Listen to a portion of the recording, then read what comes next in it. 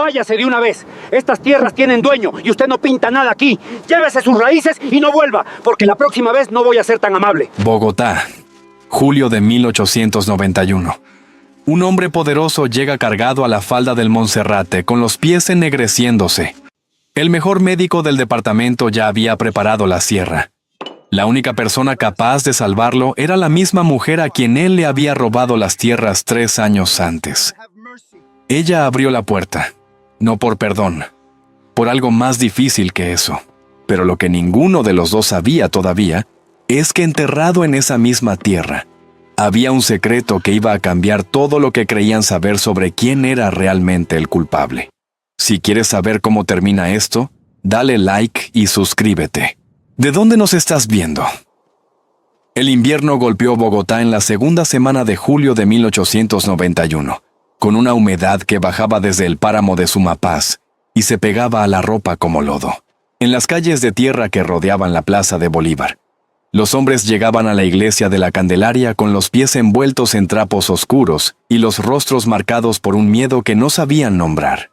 El doctor Evaristo Camacho llevaba 3 semanas durmiendo menos de 4 horas, instalado en la sacristía de la Candelaria, porque era el único espacio techado que el párroco podía ofrecerle sin cobrarle.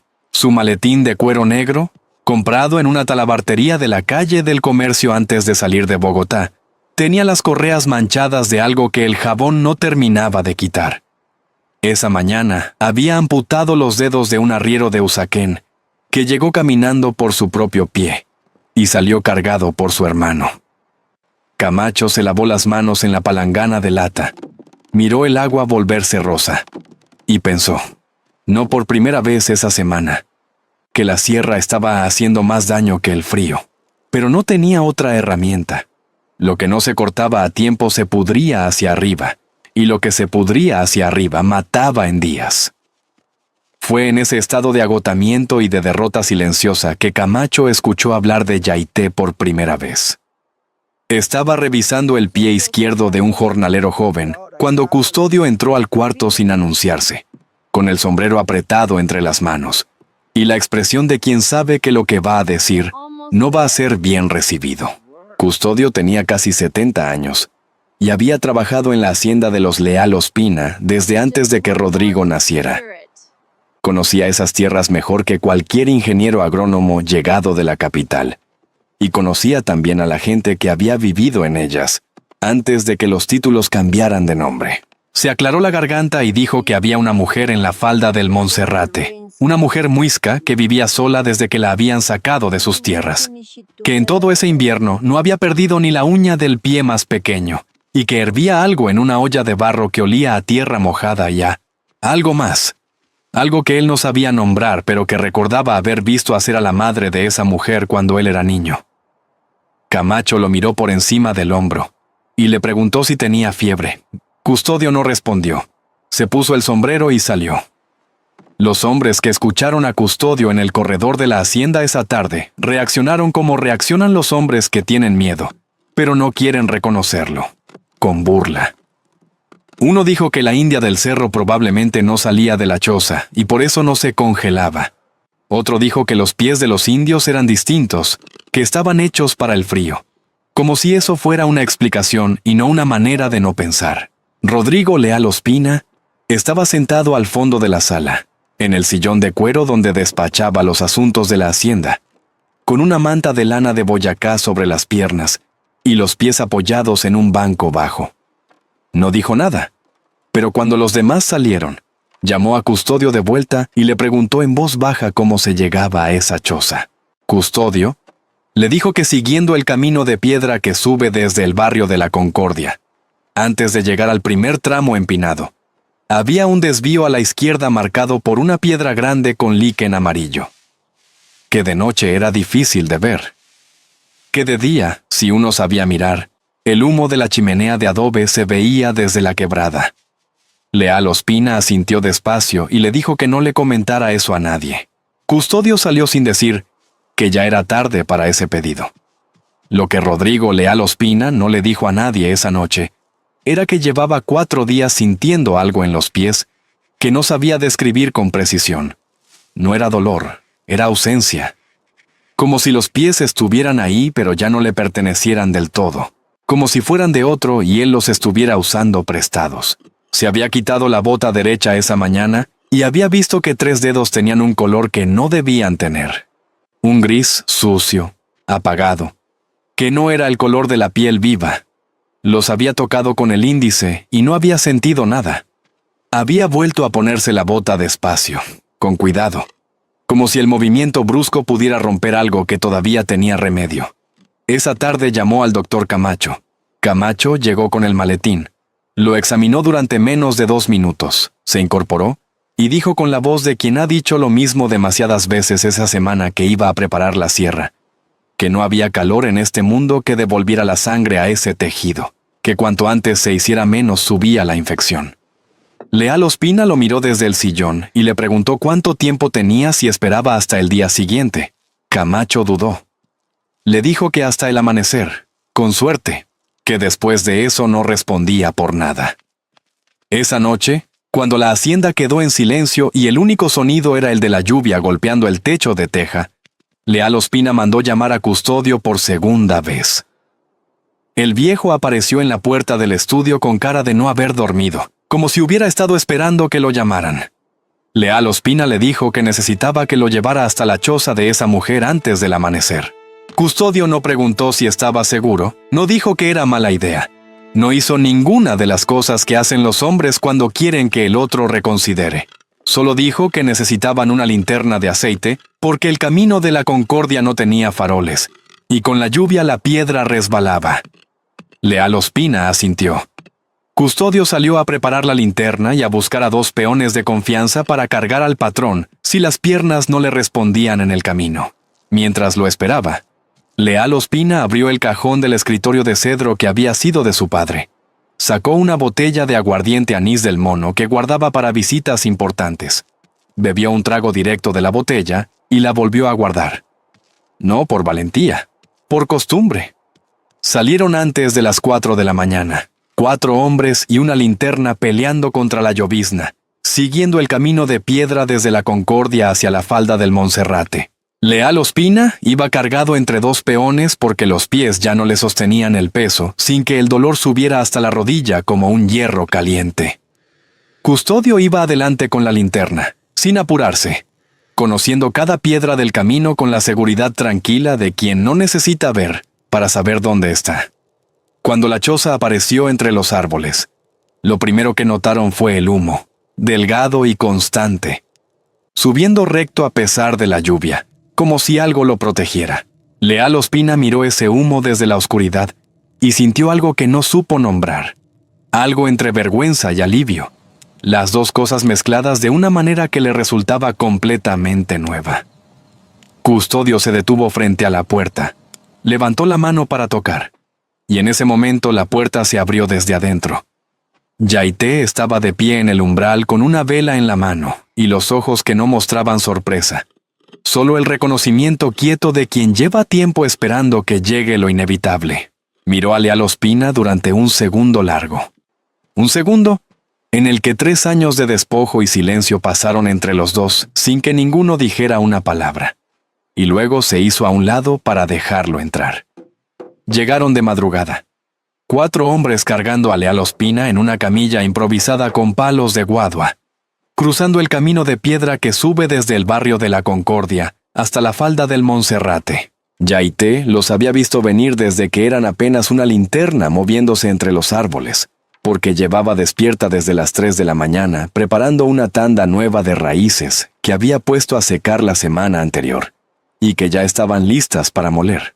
Cuando reconoció la figura de Leal Ospina entre los brazos de los 2 peones, se quedó quieta un momento con la mano apoyada en el marco de adobe de la puerta. No fue sorpresa lo que sintió. Fue algo más parecido al peso, la misma sensación de cuando uno carga algo durante mucho tiempo y de repente tiene que decidir si lo suelta o lo sigue cargando. 3 años antes, ese hombre había mandado a 2 guardias de la gobernación de Cundinamarca a entregarle un papel con su sello en tinta azul, un papel que decía en lenguaje de abogado que ella tenía 15 días para desalojar las tierras donde había nacido su madre y donde había muerto su abuela. Ella había leído ese papel 3 veces, No porque no lo entendiera desde la primera, sino porque necesitaba estar segura de que era real. Los peones entraron primero, sin mirarla a los ojos, con esa incomodidad particular de los hombres que están haciendo algo que saben que está mal, pero que no tienen cómo negarse. Colocaron a Leal Ospina sobre el banco de madera que Yaité usaba para desgranar maíz, y se hicieron a un lado como si quisieran volverse invisibles. Custodio entró el último, con el sombrero en la mano, y le dijo en voz baja que lo sentía, que él había intentado avisar antes, pero que nadie lo había escuchado hasta que ya no hubo más remedio. Yaité lo miró un segundo y asintió. A Custodio sí lo conocía de otra manera. Había conocido a su madre. Había comido en esa misma choza antes de que los títulos cambiaran. Y eso contaba aunque no alcanzara para borrar lo demás. Entonces, miró a Leal Ospina directamente por primera vez. El dolor lo había transformado de una manera que ninguna conversación habría logrado. Tenía la frente brillante de sudor frío, los labios apretados con la concentración de quien lleva horas controlando algo que ya no puede controlar del todo. Y los ojos fijos en ella con una mezcla de súplica y de vergüenza, que un hombre como él probablemente nunca había necesitado mostrar antes. Yaité no le preguntó cómo estaba. Le preguntó cuántos días llevaba sin sentir los pies. Leal Ospina tardó un momento en responder, como si la pregunta directa lo hubiera tomado por sorpresa, como si esperara otro tipo de recibimiento, reproches, condiciones, alguna forma de cobro antes de la ayuda. Le dijo que 4 días, quizás 5, que al principio pensó que era el frío normal, y que cuando llamó al doctor Camacho ya era tarde para el frío normal. Yaité se agachó frente a él, le retiró la manta de lana que traía sobre las piernas y le quitó las botas con una eficiencia que no era gentileza ni brutalidad, sino simplemente oficio. Lo que vio la hizo cerrar los ojos medio segundo. El tejido había tomado ese color que ella conocía demasiado bien, el gris sucio de la piel cuando la sangre ya no llega con suficiente fuerza. El color que su madre le había enseñado a reconocer desde niña, diciéndole que ese era el color de la tierra reclamando lo suyo. Le dijo a Leal Ospina que iba a doler. Él le dijo que ya dolía. Ella le respondió que lo que venía era distinto, que era el dolor de algo que vuelve, no de algo que se va, y que eso era lo único que importaba entender antes de empezar. Tomó la raíz seca que colgaba de la viga central, la que había cosechado en agosto del año anterior, en la vertiente norte de sus propias tierras, antes de que la orden de desalojo se hiciera efectiva. Era la última que le quedaba de esa cosecha específica, guardada en un trapo de algodón, dentro de una olla de barro tapada con una piedra plana. La colocó sobre la piedra de moler, y empezó a trabajar con el mismo movimiento circular que su madre le había enseñado cuando ella tenía 12 años. Sentadas las dos junto al fogón en una tarde de lluvia, con una gallina asándose despacio sobre las brasas, y la voz de su madre explicando que la raíz no perdonaba la prisa, que si se molía demasiado rápido perdía el aceite interior, que era precisamente lo que hacía el trabajo. Yaité había molido esa raíz cientos de veces desde entonces, pero esa noche cada movimiento tenía un peso adicional que no era físico.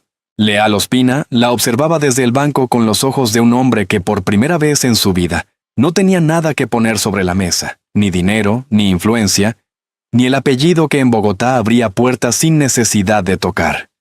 Solo tenía los pies ennegreciéndose, y la única persona en 50 kilómetros a la redonda que sabía qué hacer con eso. Cuando la pasta estuvo lista, oscura y espesa, con un olor que llenaba la choza de algo vegetal y profundo, Yaité la aplicó directamente sobre la piel gris con las palmas de las manos, siguiendo líneas que los otros no podían ver, pero que ella conocía como se conocen los caminos de la propia casa. Leal Ospina tensó todo el cuerpo cuando el contacto llegó. Apretó los dientes y miró el techo de paja con la mandíbula rígida, negándose a hacer ningún sonido frente a esa mujer, frente a sus propios peones. Pero después de un minuto largo, cuando la quemazón profunda empezó a moverse hacia adentro del tejido, exhaló un aire que había estado reteniendo sin darse cuenta, y dijo en voz muy baja, casi para sí mismo, que era como si algo que había estado dormido estuviera siendo arrastrado a la fuerza de vuelta a la superficie. Yaité no respondió de inmediato. Siguió trabajando con las manos, con esa concentración quieta de quien no necesita que le confirmen lo que ya sabe.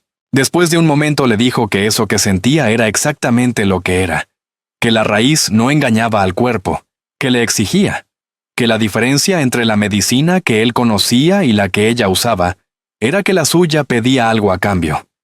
Custodio se quedó dormido en el rincón antes de que amaneciera, sentado en el suelo con la espalda apoyada en la pared y el sombrero sobre la cara.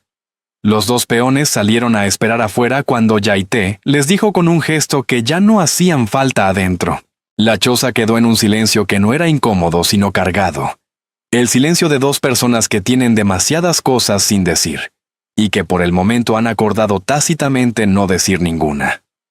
Leal Ospina miraba sus propios pies como si esperara verlos cambiar en tiempo real, y cada tanto levantaba la vista hacia Yaité con una pregunta que no terminaba de formular. Ella preparó una infusión con la misma raíz, la puso en una taza de barro sin adorno, y se la extendió sin decir nada. Él la olió, dudó visiblemente, y le preguntó qué era. Ella le dijo que era lo mismo que tenía en los pies, pero por dentro.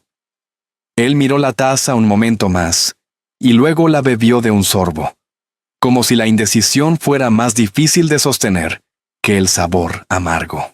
Mientras preparaba la pasta de raíz sobre la piedra de moler, con los mismos movimientos que su madre le había enseñado junto al fogón cuando ella tenía 12 años, Leal Ospina la observaba con los ojos de un hombre que por primera vez en su vida no tenía nada que ofrecer a cambio de lo que necesitaba. Fue en la madrugada anterior a entrar al terreno cuando Yaité encontró lo que no esperaba. Leal Ospina llevaba 2 días en la choza, durmiendo sobre el banco de madera con una manta doblada debajo de la cabeza.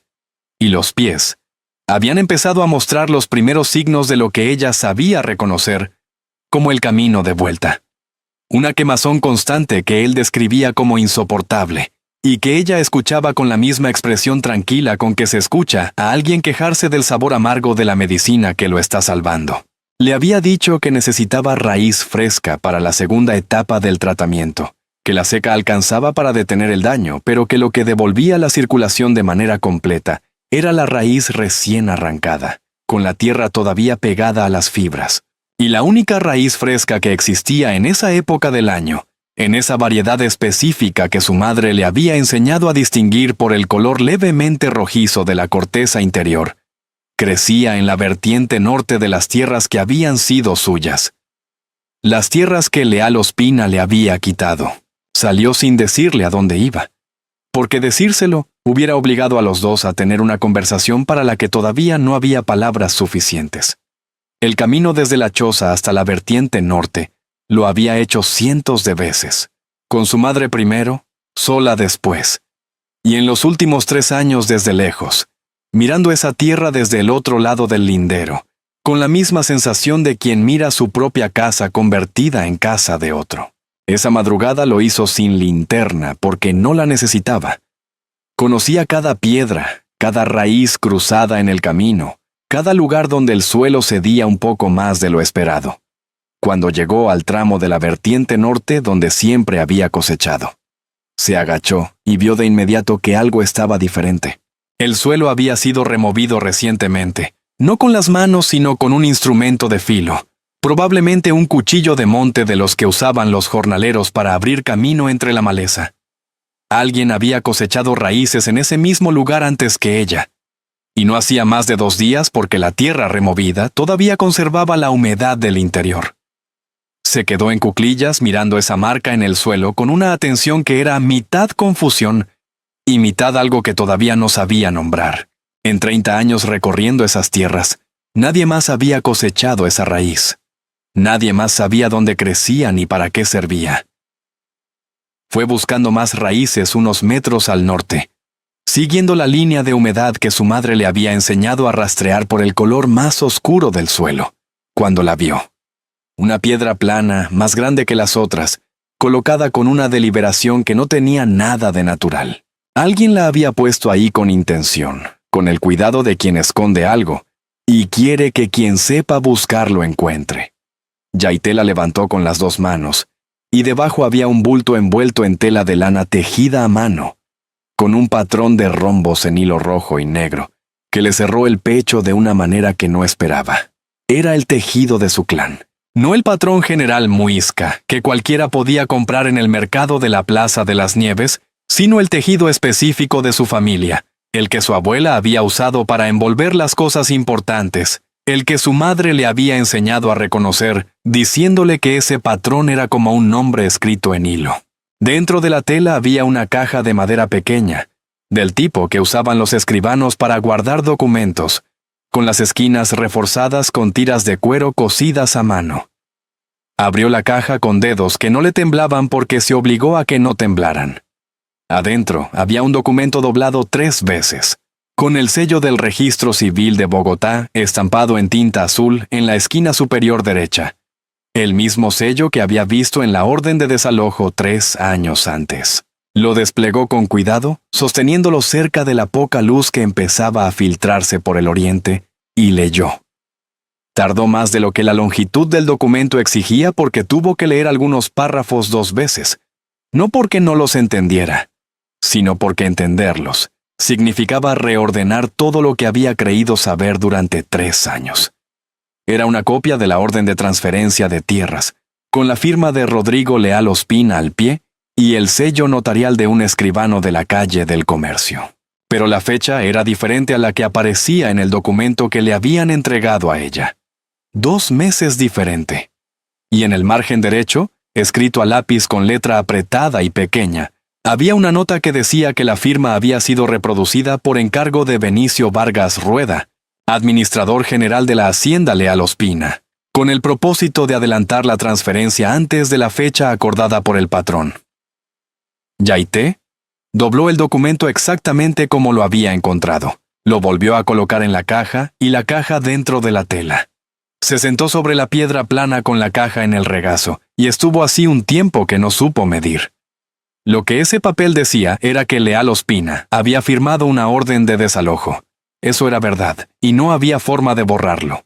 Pero la orden que ella había recibido, la que tenía la fecha que la había obligado a salir 15 días antes de lo que Leal Ospina había dispuesto, había sido falsificada por su propio administrador, Benicio Vargas Rueda, a quien ella recordaba perfectamente porque había sido él quien llegó a su puerta con los guardias, quien le entregó el papel con una expresión que en ese momento le pareció de superioridad y que ahora, recordándola, empezaba a parecerle de otra cosa.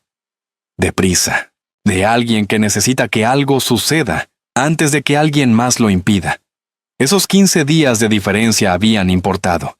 Su madre todavía vivía ese invierno y había muerto en la choza prestada donde Yaité la instaló después del desalojo, sin acceso a las plantas del bosque que habrían podido aliviarle la fiebre que se la llevó en agosto. 15 días eran 15 días. Cuando volvió a la choza con las raíces frescas y la caja de madera escondida bajo la manta que llevaba sobre los hombros, Leal Ospina estaba despierto, sentado en el banco con la espalda recta y los pies apoyados en el suelo, moviéndose los dedos con esa concentración nueva de quien está aprendiendo a conocer algo que creyó perdido. Levantó la vista cuando ella entró y le preguntó si había encontrado lo que necesitaba. Yaité dejó las raíces sobre la mesa de trabajo, se quitó la manta y guardó la caja en el baúl de cedro que estaba junto a la pared, sin decir nada. Leal Ospina la observó hacer eso con la atención de un hombre que ha aprendido en 2 días que esa mujer no hace nada sin razón. Le preguntó qué había en la caja. Ella lo miró desde el otro lado de la choza y le dijo que todavía no lo sabía con certeza, que había cosas que necesitaban tiempo para entenderse bien antes de decirse en voz alta. Él no insistió. Y en ese silencio que ninguno de los dos rompió, Yaité empezó a moler la raíz fresca sobre la piedra, con los mismos movimientos de siempre, pensando en su madre, en Benicio Vargas Rueda, y en lo que significaba que alguien de su propio clan hubiera enterrado ese documento exactamente donde ella lo encontraría. El doctor Evaristo Camacho había llegado a la choza de Yaité siguiendo a los peones de Leal Ospina, sin que nadie lo invitara y sin pedirle permiso a nadie, porque era el tipo de médico que consideraba que su presencia en cualquier situación relacionada con la salud era un derecho profesional antes que una cortesía. Traía el cuaderno de cuero marrón en el bolsillo del chaleco, el mismo que usaba desde que se graduó de la Escuela de Medicina de la Universidad Nacional en 1879, con las tapas gastadas de tanto abrirlo y cerrarlo, y las páginas llenas de una letra pequeña y apretada que sus colegas de Bogotá decían que parecía cifrada. En ese cuaderno había documentado casos de fiebre tifoidea en el Magdalena, brotes de viruela en Tunja, 2 partos complicados en el camino real entre Honda y la capital. Lo que esperaba documentar en la choza de esa mujer era, en sus propias palabras mentales, un caso de intervención folclórica con resultado incierto, que era la manera más educada que encontraba para llamar a lo que los hombres de ciencia de su época llamaban directamente superstición. Se instaló en el rincón con su cuaderno abierto y su lápiz preparado, y esperó a que algo saliera mal para poder documentarlo con precisión. Lo que salió, en cambio, fue exactamente lo contrario. A las 6 horas de la primera aplicación de la pasta, el tejido gris en los pies de Leal Ospina había comenzado a mostrar los primeros cambios visibles. Un rosado tenue, casi imperceptible, que Camacho atribuyó inicialmente a la temperatura del cuarto. Se acercó. Tomó el pie derecho de Leal Ospina entre las manos con la profesionalidad de quien examina y no de quien toca, y presionó levemente sobre el tejido que la tarde anterior había estado completamente insensible. Leal Ospina soltó un quejido corto y seco, y Camacho se quedó con la presión sostenida, mirando el punto donde había apretado, porque bajo sus dedos había sentido algo que no esperaba sentir. Pulso. Débil, irregular, pero pulso. Se incorporó despacio. Escribió 3 líneas en el cuaderno sin decir nada, y luego miró a Yaité, que estaba preparando una segunda aplicación de espaldas a él, como si no necesitara ver para saber lo que estaba pasando. Le preguntó en voz baja cuántas veces había hecho esto antes. Ella respondió, sin girarse, que las suficientes. Camacho anotó eso también. Al día siguiente llegaron 4 hombres más desde el pueblo, enviados por sus propias familias cuando corrió la voz de que había algo sucediendo en la falda del Monserrate. Uno era un jornalero de la hacienda vecina a la de Leal Ospina. Otro era un tendero de la Plaza de las Nieves que había caminado 2 horas con los pies envueltos en trapos de arpillera. Y los otros 2 eran hermanos, hijos de un arriero de Usaquén que había muerto la semana anterior de gangrena, sin que nadie pudiera hacer nada. Camacho los examinó a todos cuando llegaron, con la misma eficiencia cansada de los últimos días, y en cada caso confirmó lo que ya sabía. Sin intervención inmediata, la sierra era la única opción. Yaité los recibió sin hacer preguntas innecesarias. Los ubicó en el espacio disponible de la choza con una organización que no tenía nada de improvisada. Y empezó a trabajar con la misma calma metódica de siempre.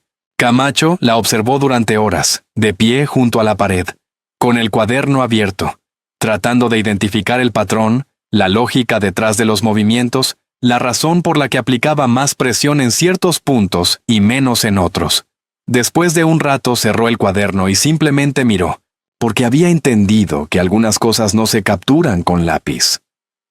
Fue en la segunda noche, cuando la mayoría de los hombres dormían sobre el suelo de tierra, que Camacho se acercó a Yaité junto a la olla y le hizo la pregunta que había estado postergando desde que llegó.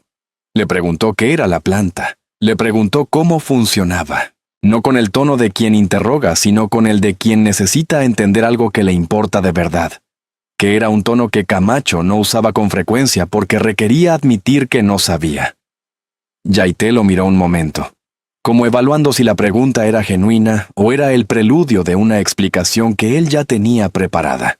Luego tomó una de las raíces secas que colgaban de la viga y se la puso en la mano. Era áspera, retorcida, de un café rojizo oscuro con un olor que picaba la nariz de una manera que no era desagradable. Le dijo que esa planta no actuaba desde afuera hacia adentro, como los medicamentos que él conocía. Actuaba desde adentro hacia afuera.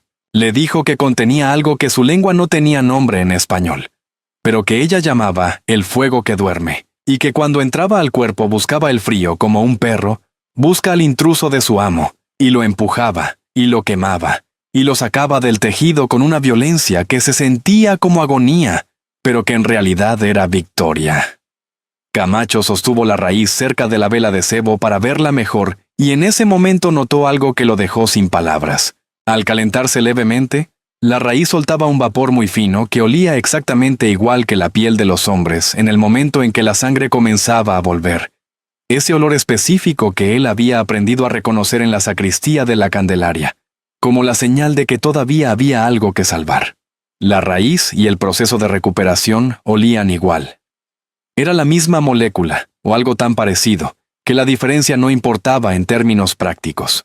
Escribió en el cuaderno con una velocidad que hacía la letra todavía más pequeña e ilegible que de costumbre. 3 páginas seguidas sin levantar el lápiz, describiendo el mecanismo con la terminología que tenía disponible. Vasodilatación periférica, inducida por compuesto vegetal de aplicación tópica y oral simultánea, con efecto térmico profundo sobre tejido en estadio precrónico. Era la descripción más precisa que había producido en su vida, y venía de una conversación con una mujer que nunca había pisado una escuela de medicina y que, según los papeles del Registro Civil de Cundinamarca, ni siquiera era propietaria legal del suelo donde crecía la planta que acababa de enseñarle más de lo que 12 años de formación habían logrado. Esa noche, cuando terminó de escribir y la choza quedó en ese silencio pesado de los lugares donde hay demasiadas personas durmiendo en poco espacio, Camacho pasó a la última página que había escrito y leyó lo que había anotado. Era bueno. Era el mejor trabajo de su carrera. Y el nombre que aparecía como fuente de todo el conocimiento documentado era el suyo: Evaristo Camacho. Médico graduado, observador clínico, hombre de ciencia formado en Bogotá. Sostuvo el lápiz sobre la página un momento largo. Luego, debajo de su propio nombre, en una línea separada, escribió: Fuente primaria del conocimiento aquí documentado. Yaité, Guardiana Muisca, vertiente norte del Cerro de Monserrate, Bogotá, julio de 1891. No como caso clínico. Como autor. Cerró el cuaderno. Lo guardó en el bolsillo del chaleco y no lo volvió a abrir esa noche. Porque había cosas que, una vez escritas, necesitaban tiempo para asentarse antes de poder seguir. Cuando Leal Ospina pudo ponerse de pie por primera vez desde que había llegado a la choza, lo hizo despacio, con las manos apoyadas en el borde del banco y los ojos fijos en el suelo de tierra, como si necesitara confirmar que seguía ahí. Dio un paso, luego otro, y en el tercero se detuvo, no porque le doliera, sino porque no le dolía. Y esa ausencia de dolor era tan inesperada que tuvo que procesarla un momento antes de poder seguir. Yaité estaba junto a la olla de barro, revolviendo una infusión nueva con el palo largo de siempre, de espaldas a él, como si lo que estaba pasando fuera algo ordinario que no requería testigos. Camacho, que había pasado la noche anterior documentando en su cuaderno y que esa mañana tenía los ojos de quien no ha dormido bien, pero tampoco se arrepiente de haber estado despierto, levantó la vista desde el rincón y observó a Leal Ospina con una atención clínica que en ese momento tenía también algo de genuinamente humano. Custodio, sentado junto a la puerta con una arepa fría que había traído envuelta en hoja de plátano desde la mañana, dejó de masticar. Los 4 hombres que todavía se estaban recuperando en el suelo giraron la cabeza. Nadie dijo nada, porque había cosas que no necesitaban comentario para ser importantes. Leal Ospina dio 4 pasos más hasta quedar de pie en el centro de la choza, y entonces sí habló. No le habló a Camacho, no le habló a Custodio. Le habló a la espalda de Yaité porque era lo que había que hacer aunque fuera incómodo. Le dijo que el documento que había firmado 3 años atrás no era el documento que ella había recibido. Le dijo que la fecha había sido alterada, que la orden original daba 30 días de plazo y no 15, y que él lo había descubierto 2 años después cuando revisó los registros de la Hacienda, por una disputa distinta con la gobernación de Cundinamarca, y encontró que los números no cerraban. Le dijo que había confrontado a Benicio Vargas Rueda, su administrador de entonces, y que Vargas Rueda le había admitido haber adelantado la transferencia para cobrar una comisión sobre la venta de parte de esas tierras al Estado antes de que él, Leal Ospina, pudiera reconsiderar los términos, que él había firmado sin leer porque era el tipo de hombre que firmaba sin leer, y que sabía perfectamente que eso no lo absolvía de nada, pero que era la verdad y que la verdad era lo único que tenía para poner sobre esa mesa en ese momento. Yaité no se giró mientras él hablaba. Siguió revolviendo la infusión con el mismo movimiento circular de siempre. Y Camacho, que la observaba desde el rincón, vio que en algún momento dejó de revolver, pero mantuvo el palo dentro de la olla, como si necesitara algo en las manos para quedarse quieta. Cuando Leal Ospina terminó, el silencio duró lo suficiente para que todos en la choza sintieran su peso. Fue Custodio quien lo rompió, sin querer, dejando caer la arepa al suelo, y ese sonido pequeño y ridículo hizo que Yaité finalmente se girara. Lo miró a él primero, a Custodio, con una expresión que era difícil de leer, pero que el viejo peón conocía bien porque la había visto en la cara de la madre de Yaité décadas atrás, cuando alguien decía algo que dolía y ella decidía conscientemente no dejar que se notara del todo. Luego miró a Leal Ospina. Le preguntó, en voz completamente plana, si Vargas Rueda todavía trabajaba para él. Leal Ospina le dijo que no, que lo había despedido en el mismo momento en que lo confrontó. Yaité asintió una vez, lentamente, y fue hasta el baúl de cedro junto a la pared. Sacó la caja de madera que había encontrado bajo la piedra plana en la vertiente norte, y la sostuvo frente a él sin extendérsela todavía. Le preguntó si sabía de dónde venía esa caja. Leal Ospina la miró y dijo que no. Ella le dijo que la había encontrado enterrada en sus propias tierras, envuelta en tela con el tejido de su clan, en el lugar exacto donde ella siempre cosechaba las raíces. Le dijo que alguien de su sangre había estado en esas tierras antes que ella esa madrugada, que había enterrado ese documento donde sabía que ella lo encontraría, y que todavía no sabía quién era ni por qué había esperado tanto. Le dijo todo eso sin dramatismo, con la misma voz directa con que describía el funcionamiento de una planta, porque era una mujer que había aprendido que los hechos no necesitan adorno para ser graves. Luego le extendió la caja. Leal Ospina la abrió. Sacó el documento. Lo leyó de pie con la concentración de alguien que está confirmando algo que ya sospechaba, pero que necesitaba ver escrito. Cuando terminó, dobló el papel con cuidado y lo sostuvo en la mano sin decir nada durante un momento que se hizo largo. Fue Camacho quien habló primero, desde su rincón, con esa voz práctica de médico que aparece cuando la emoción amenaza con ocupar el espacio que necesita la acción. Dijo que ese documento, junto con el testimonio de Leal Ospina y los registros que él mismo podía verificar en el archivo de la gobernación de Cundinamarca en la calle del Comercio, era suficiente para presentar una impugnación ante el Tribunal de Cundinamarca. Dijo que conocía a un escribano de confianza en la plaza de San Victorino, que había trabajado en casos de despojos similares, y que sabía exactamente qué papeles hacían falta y en qué orden presentarlos. Leal Ospina lo miró, asintió, y luego miró a Yaité con la expresión de alguien que está a punto de decir algo que le cuesta, y que sabe que decirlo no alcanza, pero que es el único punto de partida que tiene disponible. Le dijo que iba a presentar la impugnación, que iba a firmar lo que hubiera que firmar, que esta vez lo iba a leer antes. Yaité tomó la caja de la mano de Leal Ospina, la volvió a guardar en el baúl de cedro, y cerró la tapa con esa parsimonia suya que no era lentitud, sino precisión. Luego se sentó en el banco donde él había dormido los últimos días, y se quedó mirando el suelo un momento, no con tristeza, sino con algo más parecido al cansancio de quien ha cargado algo pesado durante mucho tiempo, y acaba de encontrar dónde posarlo sin soltarlo del todo. Pensó en su madre, en los 15 días que la habían obligado a salir antes, en el invierno en que la instaló en la choza prestada de Boza, porque era lo más cercano que pudo conseguir, en la fiebre que le entró en agosto, y que ella habría podido tratar si hubiera tenido acceso a las plantas del bosque. Esos 15 días fabricados por Vargas Rueda habían costado una vida, y ningún documento ni ningún tribunal podía cambiar eso. Pero cuando levantó la vista y encontró los ojos de Leal Ospina, lo que le dijo fue esto, que el documento era la prueba que necesitaba para recuperar lo que era suyo. Leal Ospina la miró durante un segundo más de lo necesario, con algo en la cara que era culpa y reconocimiento mezclados de una manera que todavía no sabía manejar, y luego bajó los ojos, porque había cosas que ese hombre todavía no sabía sostener. La resolución del Tribunal de Cundinamarca llegó en marzo de 1892, firmada por el magistrado Aurelio Pedraza Montoya, con el sello oficial estampado en tinta roja y 3 páginas de considerandos, que el escribano de la Plaza de San Victorino había redactado con una precisión que Camacho describió después como el mejor documento jurídico que había leído en su vida.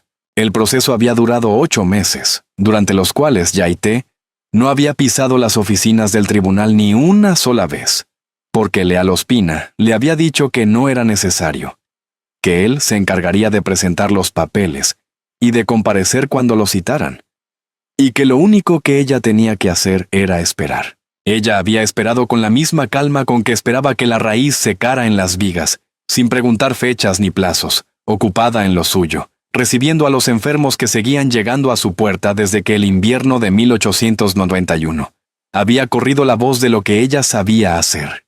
Cuando Camacho subió el camino de la Concordia con la resolución en la mano y se la extendió sin decir nada, ella la leyó de pie en el umbral, despacio, hasta el final, y luego la dobló con cuidado y la guardó en el baúl de cedro, junto a la caja de madera donde había estado el documento que lo había cambiado todo.